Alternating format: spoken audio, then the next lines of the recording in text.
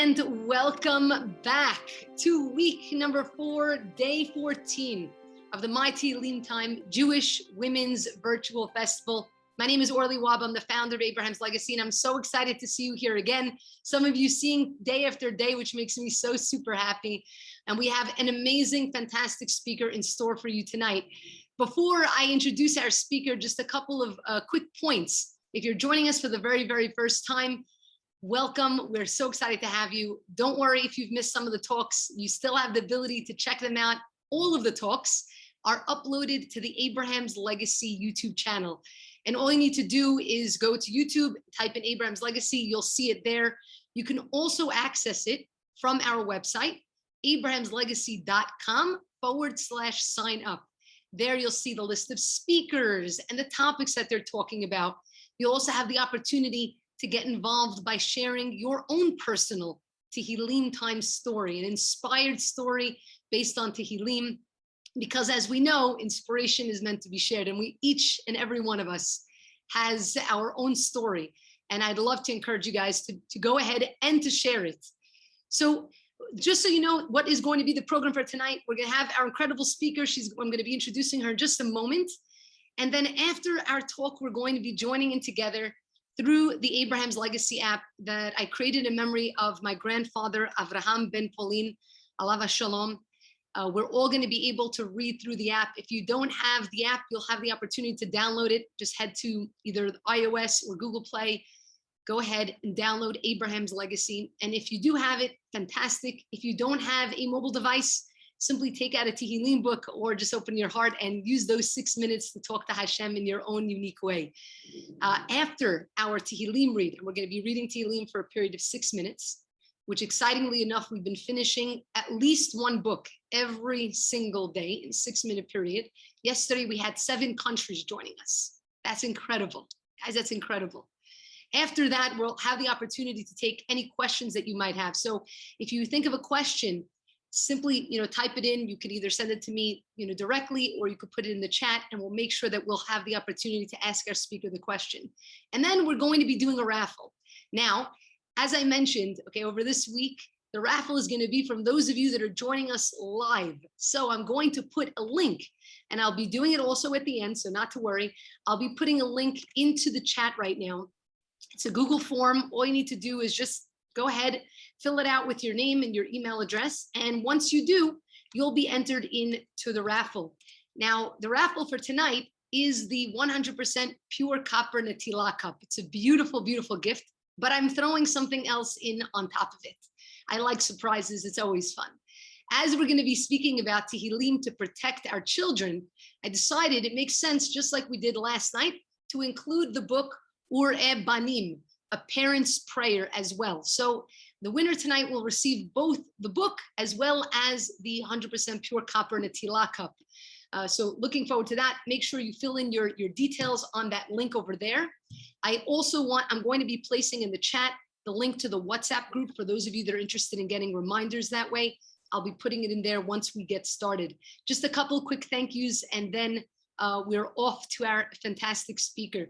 I just want to give a thank you to all of you for being here a couple of days before Yom Kippur, when Aseret Yemei Teshuvah, such a powerful time in our calendar, such a powerful time in our lives to really think what we want for ourselves over the course of this year, the kind of people that we want to be. What do we want to be the thing that we are going to pursue in our lives, not just in terms of our profession, but in terms of spiritually, how do we want to grow? How do we want to be known? And so that's why this is very special that we're all doing this together. I want to also thank all of our speakers that have been joining us throughout this entire time. And I would like to thank Naomi Jerno, my partner in Tehillim, who has been just absolutely incredible. She's become such a close friend, and we haven't even met yet physically. How crazy is that? But we're going to make that happen. And of course, the biggest thank you goes out to HASHEM for allowing me to have the opportunity to be doing this day in and day out, and to be living in Yerushalayim. I feel beyond lucky every single day. I say, thank you, HASHEM. I'm living in Yerushalayim. Please give me the zechut to continue living here another day. All of you, no matter where you are around the world, are in my heart as we're here, as I'm here in Yerushalayim. So our speaker for tonight, you may have met her already because she hosted one of our evenings, Jodi Fried. Now, Jodi's a mom of 4. That in itself is already a huge accomplishment. Okay, she's an empowerment coach for women, Jewish community professional, and she runs the Two Mom Life podcast, where she's committed to helping moms juggle the messy, difficult, and wonderful journey of motherhood. Jodi also focuses her work on fostering love and connection within the Jewish community. She was born in South Africa. Jodi immigrated to the States as a child, a move which profoundly impacted her perspective on Jewish life and influences her community work today, and ultimately took Jodi into the Jewish professional world as an adult. Jodi's hobbies include skiing, hiking, baking, making jewelry, and snuggling with the kids under a blanket to read on the couch. I love that. And the topic tonight is Tehillim to protect our children. And tonight's class, and I'll be placing the names, tonight's class and also the reading is Lilui Nishmat, my grandfather Avraham ben Polin, Bar-El Achia Hadera Benitza, Daniel ben Fega Chaya, Meir ben Mazal, as well as Jodi's cousin, who she mentioned his name is Ronen ben Sasson Eliezer. There are other names that we're going to be adding to the list that you'll be able to read over here, and I'll be pasting them here. Without further ado, I give you Jodi Fried. Thank you so much for being here tonight. Thank you. Let's start with a simple question. What does it mean to protect our children? What are we protecting our children from?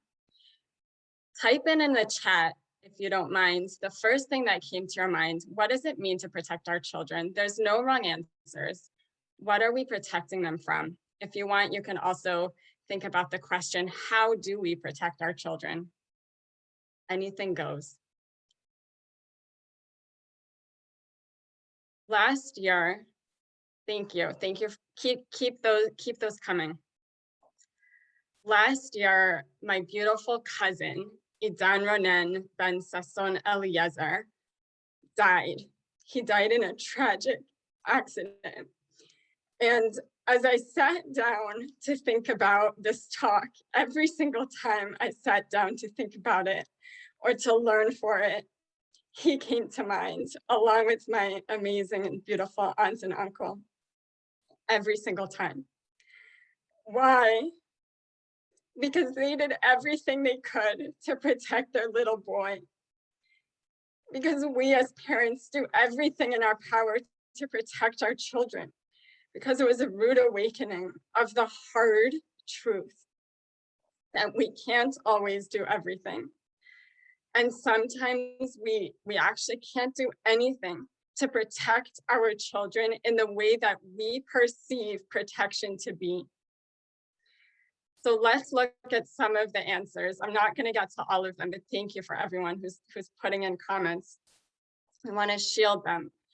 We want to protect them from predators, from their Yetzer Hara, from physical and emotional damage. We want to protect them from damaging influences. We want them to stay healthy. That's right. These are all true. And even just the other day, it was our daughter's birthday, and she received her first hoverboard. It's like a skateboard with wheels, and it's electronic. And so we told her how to use it. She's 7, and we gave her her helmet. And when she gave us pushback, we insisted that she wear that helmet. Why? Because we're doing what we can to protect our daughter. But what Tehillim teaches us that protecting our children is so much deeper, that there's so much to pull out, to dig in, and to learn about protecting our children, and that there's an incredible spiritual dimension, a spiritual aspect to protecting our children. So today, together, we're going to scratch the surface, and we're going to look at 4 pillars from Tehillim, 4 pillars of protecting our children from Tehillim and from David HaMelech. So in Parak Chet, in chapter 8, if you have it Tehillim, you can follow along. If not, no worries at all. In chapter 8, in Pasuk Gimel, the 3rd Pasuk, it says, Mipi olalim vinkim yesadeta oz. So this is translated as, from the mouths of babies and nursing infants, you have established your strength. So here, David HaMelech is pointing out to Hashem. He's commenting on the wonder, the miracle of a baby, of babies. Now, there are two things, and it's actually a little bit fitting that sometimes we refer to this parak when we have a crying baby, right? But there are two things that I want to point out in this pasuk. The first is the miracle of infants and the miracle of babies themselves, which are just an indication of Hashem's absolutely wondrous world. So when you think about it, I mean, the birth of a baby is a thing in itself, but when a baby is born, naturally, if given the opportunity, it will position itself and start to suckle on its mother, right? It'll start to feed. And I mean, isn't it amazing? And the mother's body naturally, out of nowhere, just produces everything that it needs to keep the baby alive, to give this baby, this new being, what it needs. The second thing that I want to point out about this pasuk is that even babies have a sense of Hashem's hand in the world, of Hashem's magnificence and of Hashem's miracles. So in this parak, David continues on. He continues on talking about Hashem's world and all of these amazing things about it. And then he transitions. And he transitions in pasuk 5, he writes, Ma anosh ki tizkarenu, uven adam ki tifkedenu. What is man that you should remember him, and the son of man that you should be mindful of him? So here he's talking about us. Take a minute, just take your hand and put it on your heart for 1 minute, 1 second. Do you feel something? Do you feel something beating in there?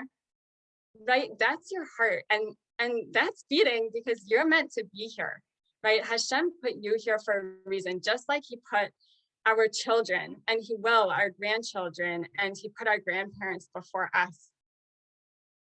It's a miracle. And through the rest of this parak, David highlights the wonder of man, and that we people, we get to make choices. We get to make decisions. We get to have experiences. We get to break barriers. We get to cross the sea. We can even travel in ships, right? It's amazing. And then he ends the parak with this line, Ma adir shimcha b'kol ha'aretz. How mighty is your name? So what's he doing here? Here he zooms out. He brings us back to recognize this wonder, again, this wonder of Hashem, reminding us not to negate Hashem, but to view his world and his mastery with gratitude always. And this takes me back to a story, a time in my life that I hope to never forget, because it gave me a more nuanced perspective. When I was at university, I was at college in Eugene, Oregon, and I was a senior, and I was giving a ride home to a freshman. So she was a soft-spoken girl. And as she stepped into my car that afternoon, she expressed to me her gratitude about being there and like being here in this moment and going home and being in my car. It was so eye-opening. And here David HaMelech is sharing with us this powerful tool, this pillar that we can take with us to help us protect our children. And that is gratitude. That is gratitude. So that's the first pillar, this lesson of, as parents, to pass on gratitude, to internalize the miracle of the baby suckling onto our children. In the next parak 9, there's a very different tone. And I'll read to you the first little bit of it.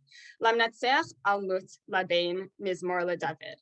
So this is translated a number of different ways, but one midrash translates it as the following: to the conductor that was sung on the death of a son, a song. This is jarring to me, anyway. It's like, whoa, the death of a son, that's a really big deal. And so to me, it really feels like there's a bigger message in this parak that we are called to investigate, to look into. So in this midrash, we learn that the death of this son was David's first son with Bathsheba, who died as an infant, and David was absolutely distraught when the baby was floundering between life and death. He was absolutely could not be consoled.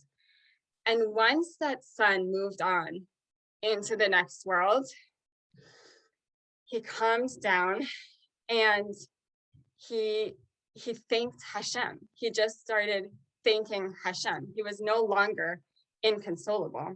So in this parak, David continues to thank HaShem, and he talks about battles and he talks about enemies, and he ends with the following. He ends with this line: Shita HaShem mora lahem yed'u goyim enosh hema sela. Right? So he's talking about HaShem placed your mastery over them, that people should know they are frail men. Sela. Now, again, this word, the phrase Sela in Tehillim is often also is something that draws our attention to a particular phrase or to a line or to an idea. So here, David is pointing out the mortality of man, the mortality of his enemies, right? The mortality of these nations. And there's a lesson that we can take from that, because if you dig a little deeper, it also highlights that we, as the Jewish people, we're one Jewish nation, and we have a gift that is immortal. We have a gift that stands the test of time. When we die, we don't just die. Our spiritual being, our spiritual connection lives on and is passed on from generation to generation to generation. And it gives us, that spiritual connection gives us an immense strength. Not everybody has that gift.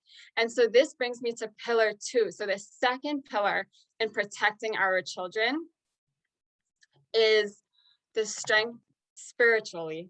So this is from parak 9 for anyone who's wondering. So it highlights this strength that we have as a Jewish nation that we get to pass on to our children. Now, we learn even more about protection and protecting our children from the story of David HaMelech himself. You know the story of David HaMelech? He was, on the surface, destined to fail from day one. His father thought he was born from an illegitimate relationship, and so he was cast aside. He was set aside from his brothers. He was given the most lowly job of being a shepherd as a child, something that was definitely, no one aspired to be a shepherd. And he was made fun of time and time again. Even after being anointed as the king, David's trials did not stop. They kept on. And yet time and time again, we see in Tehillim, David poured his heart, he poured his soul out to HaShem. He knew HaShem was listening. His love for HaShem was unconditional, just as HaShem's love for him was unconditional. And David knew that HaShem would protect him from the trials. He would protect David from whatever would come. And he knew that everything that he was experiencing is for a reason. And it takes something really special to recognize that, to be able to internalize that no matter what. And so as parents, we get to take this from David HaMelech. We get to adopt this attitude and do our best to pass this on, this unconditional love, an unconditional love, of course, for our children, but also an unconditional love for HaShem. And we get to internalize this and pass this on. And so that love, that unconditional love, is the third pillar. So we have the first pillar is gratitude. The second pillar in protecting our children is that ability to dig inwards and access that spiritual dimension that we have, and to pass that on. And the third pillar is unconditional love. There's one more pillar that I want to talk about, which we learn from Nitzaveh. Nitzaveh was King David's mother, and she of course knew that David was not born from an illegitimate relationship. She stood behind David from day one, from in the womb, and from the minute he was born. And what she did was, every day when David was a baby, she would say to him in his crib, you are pure, my son, holy from the moment you were born. Don't despair because of the suffering that you will experience. Accept it with love. Accept it with trust in HaShem.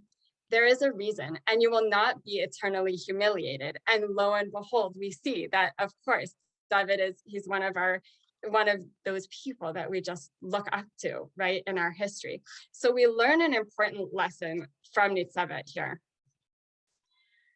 And it reminds me of something that a coworker once told me, a coworker from Texas, when I was living in Bozeman, Montana, working on a caramel factory. And my coworker, she said, Jodi, and at this point I had just given birth to our first daughter. She said, Jodi, when your children want you to rock them to sleep at night, do it.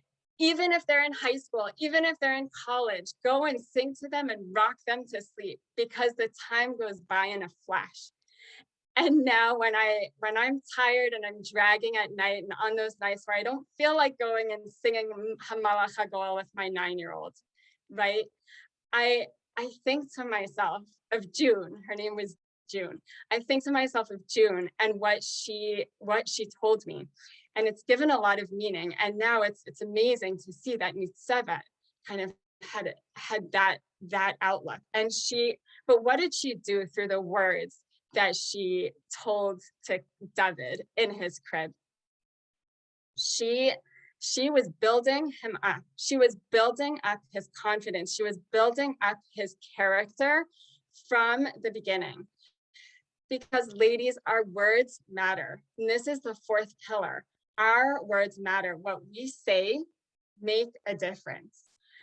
We can't always protect our children from every physical eventuality, right? We can't anticipate every hurt, but we can build our children up. We can give them the tools so that they can be strong, that they can face the pain, the bullies, those unhealthy influences with the tools to pull through.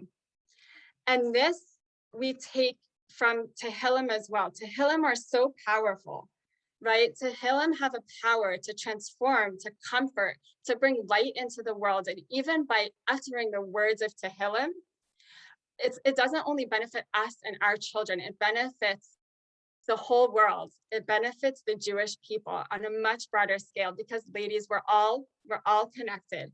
So with that, I want to give you all a blessing that we should do everything in our power to protect our children, but really by internalizing these 4 pillars of gratitude, unconditional love, spiritual connection, and our words. Thank you. Thank you, Orly. Thank you, Naomi. Thank you, HaShem. And thank you all for being here today.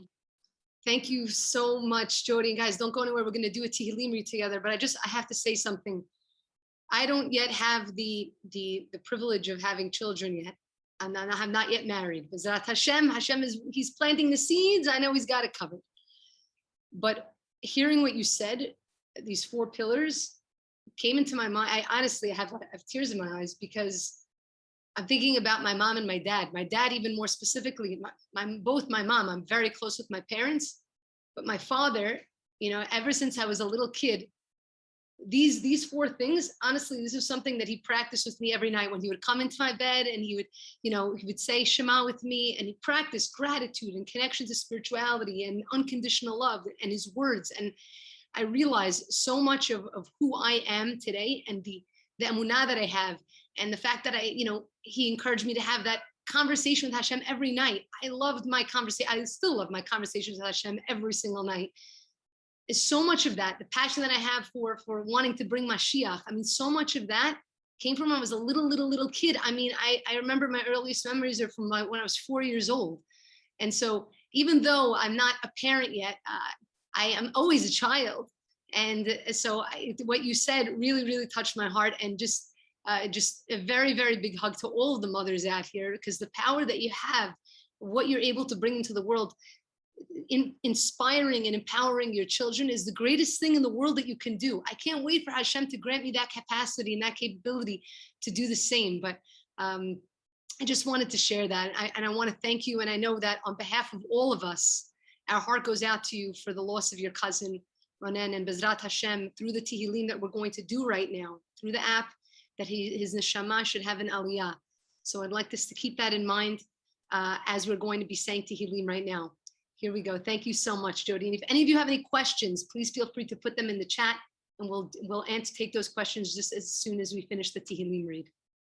On behalf of Abraham's legacy, we are excited to lead you in a Tehillim reading, where each and every one of us, from wherever we are in the world, can easily join in and complete a book of Tehillim in unison within minutes through a very special app called Abraham's Legacy, Tehillim Together, in memory of Avraham ben Polin.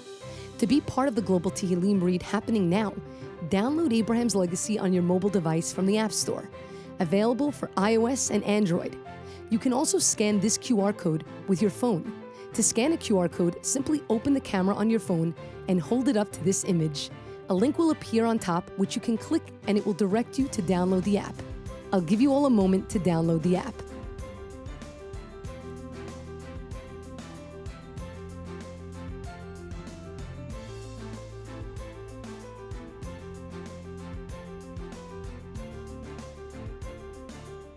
Sign in, and in a minute, we will all click on the Start Reading button on the main screen, and each of us will receive a different perek from the Sefer of Tehillim so that we can complete the book and add to the global count. In the top right corner, you can click the icon to switch your language if you like. You'll also be able to see in real time the amount of people reading and countries reading. Don't forget, you'll need to confirm that you've completed the chapter.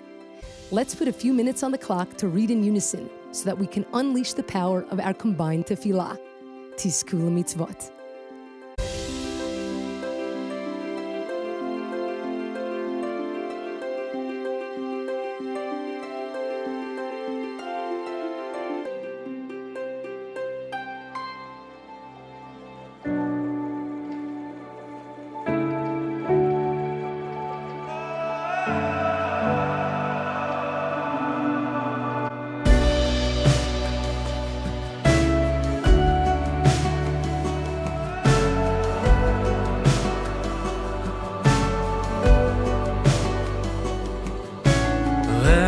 הקרבות עוד באוויר, עם עייף חובש פצעיו, יושב סופר ימיו, צעקות בושה בכל העיר, דור רוצה תשובה עכשיו, זכאי ולא חייב. בגוף עייף מכישלונות, בלב שבור לחתיכות, נחכה לך שתקבל פנינו. לך קראנו בלילות, ועוד נצעק ברחובות, רחם עלינו אבא הושיענו, הושיענו.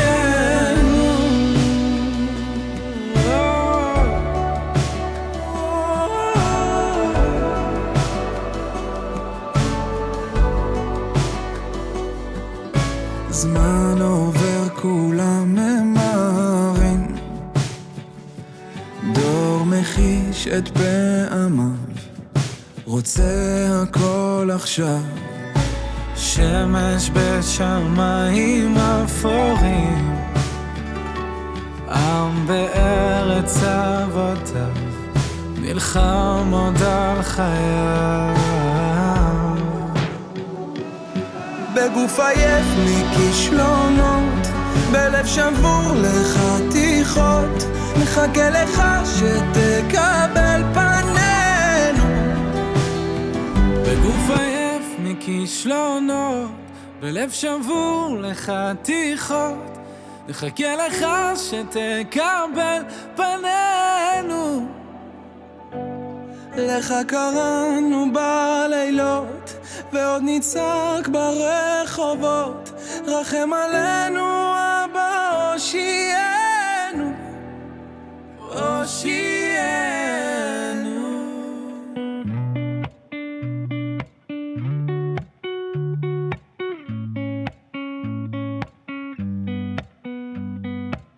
הגיע הזמן להתעורר, לעזוב הכל, להתגבר, לשוב הביתה, לא לחפש מקום אחר.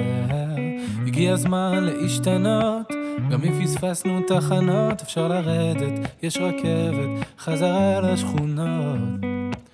הכל אפשר רק אם נרצה, המחפש תמיד מוצא, גם אם הוא נמצא אי שם הרחק בקצה. דלתות שמיים לא ננעלו, כשהבן קורא הצילו, אבא שבשמיים מגיע אפילו שעשינו משהו רע, הוא מוחל וסולח, מוחל וסולח, מושיט ידו לעזרה ונותן ברחמיו את הכוח לתקן ולשוב אליו.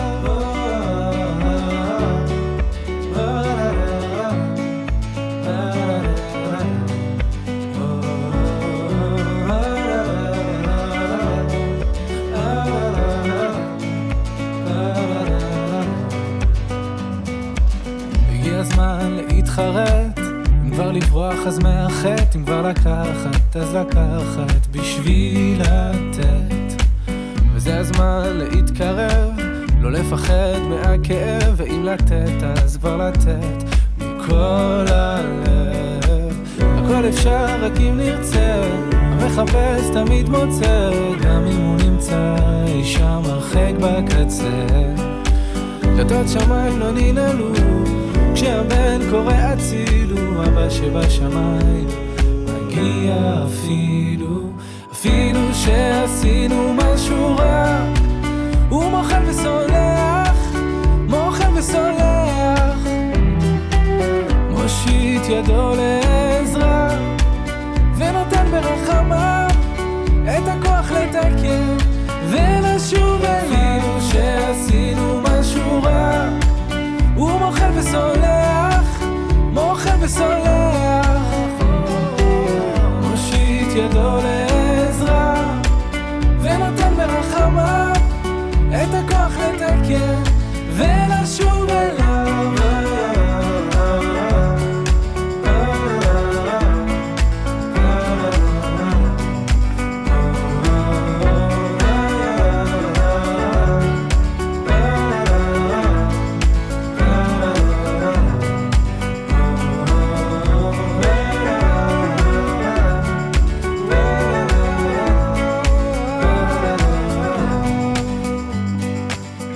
הזמן להתעורר, לעזוב הכל, להתגבר, לשוב הביתה.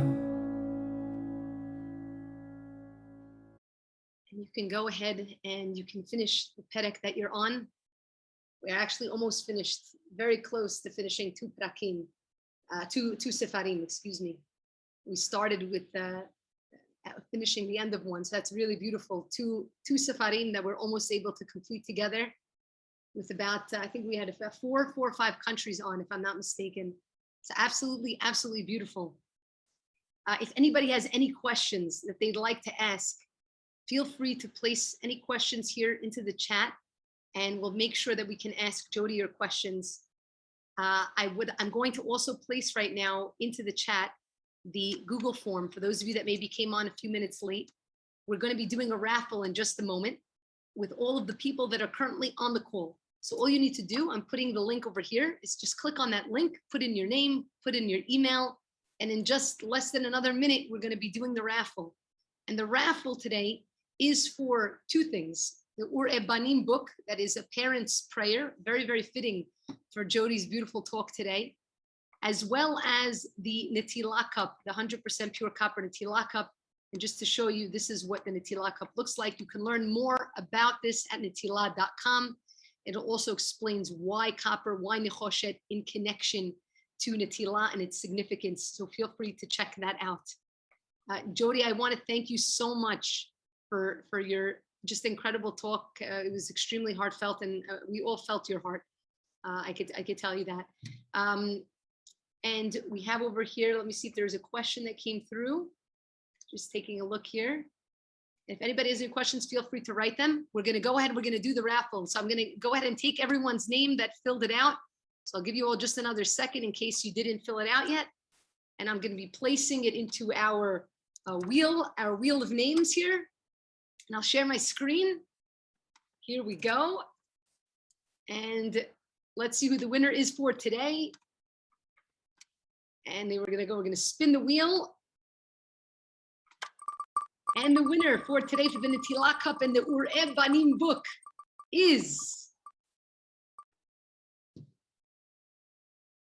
Emunah Murray. Wow, what a name. Emunah, tremendous name. Mazal Tov, I will send you an email so that you can send me your address, and I'll make sure that I'm going to get you your raffle prize.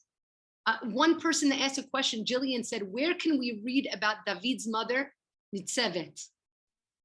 She'd like Great question. Yeah, so I read about her a little bit actually in this book, which I love, Living Tehillim. I think you guys raffled it off at some point. Yes. Finding Yourself in the Songs of Tehillim. There was a little bit about her in there. And then also in the Book of Our Heritage, in the section about Sivan, there was a little bit about her, and I read about her there. I'm sure there is a lot more to find about her, but that's where I started. So much for sharing. Living Tehillim, by the way, is by one of our first speakers, Rivka Siegel. It's a fantastic book. I also have it.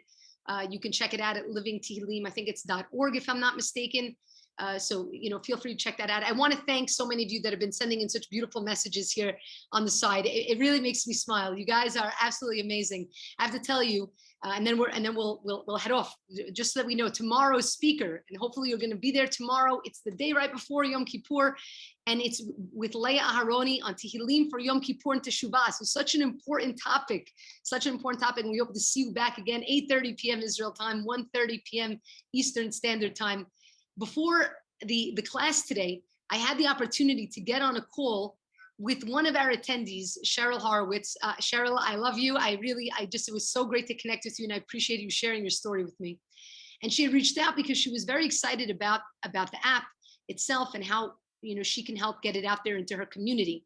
And the reason I'm mentioning this is because perhaps, one of the women that are on here or somebody that's going to watch the recording afterwards, perhaps you'd like to help bring this app, the Abraham's Legacy app. This is a free app. It's meant for everybody to be shared with whoever, to your community, whether you have an event, and it could be a great thing to show a video at the end of your event with also the countdown clock.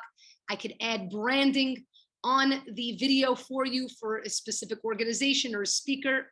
I don't care. I'll do whatever you need me to do.